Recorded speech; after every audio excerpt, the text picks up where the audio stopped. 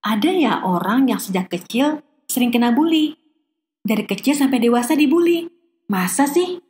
Nggak habis pikir, bagaimana mentalnya sekarang? Pertanyaan-pertanyaan itu terlontar ketika mendengar fakta bahwa ada individu yang sejak kecil dibully oleh orang-orang di sekitarnya. Tentu ada banyak penyebab mengapa seseorang sering dibully. Di video kali ini kita akan membahas mengapa seseorang bisa menjadi korban bullying atau perundungan. Siapkan diri dulu ya, cari tempat adem, kursi yang nyaman, dan tenangkan pikiran. Jika sudah duduk rileks, yuk dengarkan psikolog Ola bertutur.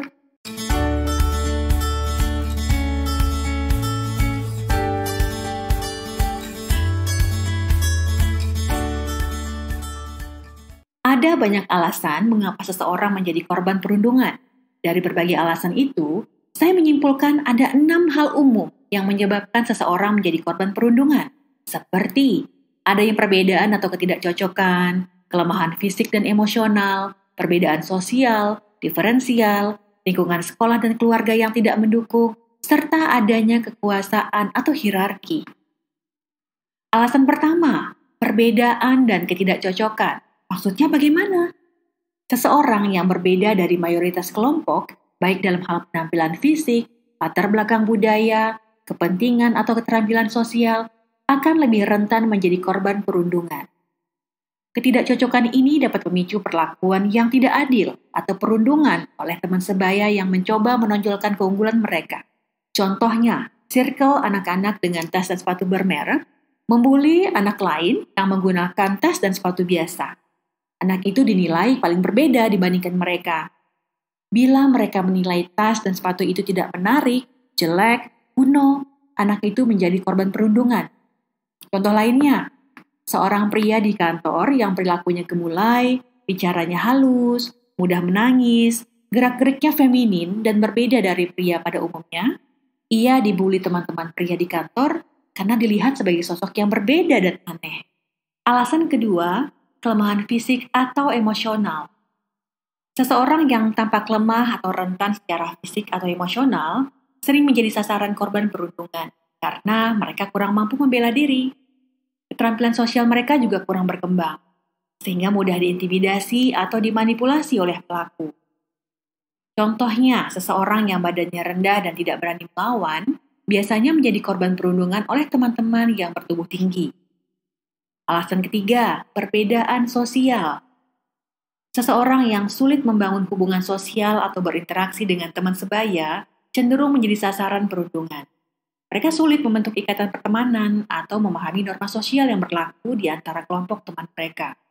Contohnya, seseorang yang sulit menjalin persahabatan dan selalu sendirian, itu akan cenderung mendapat perundungan. Bisa saja ditolak ketika kerja kelompok atau dalam permainan. Mengapa begitu? Karena dianggap kurang asik dan tidak nyambung dengan mereka. Alasan keempat, karena diferensiasi atau tanda kutip berbeda. Seseorang yang berbeda dalam hal kecerdasan, keahlian akademik, keahlian olahraga, atau minat khusus juga dapat menjadi korban perundungan. Karena ia dianggap sebagai ancaman oleh kelompok lain. Dengan kata lain, mereka merasa tersaingi. Contohnya, seseorang yang sangat cerdas menjadi korban perundungan karena dianggap sebagai pesaing, membuat orang lain terancam, bisa menyingkirkan posisi atau popularitas orang lain. Lalu alasan kelima adalah lingkungan sosial atau keluarga yang tidak mendukung. Kurangnya perhatian atau dukungan dari keluarga dapat memberikan sinyal kepada pelaku bahwa tindakan mereka dibiarkan begitu saja. Contohnya, korban selalu disalahkan orang tuanya. Apapun keluhan yang disampaikan anak tidak didengarkan orang tua. Orang tua justru memarahi anaknya karena tidak mau melawan, tidak berbuat apa-apa. Contoh di tempat kerja, pimpinan memarahi korban perundungan karena tidak melawan atau dianggap tidak bisa mengatasi masalahnya sendiri. Alasan keenam, karena adanya kekuasaan dan hierarki. Pelaku perundungan mencoba memperoleh kekuatan dan kendali dengan menjatuhkan orang lain. Orang yang dianggap target, yang lemah atau tidak berdaya, akan menjadi sasaran empuk.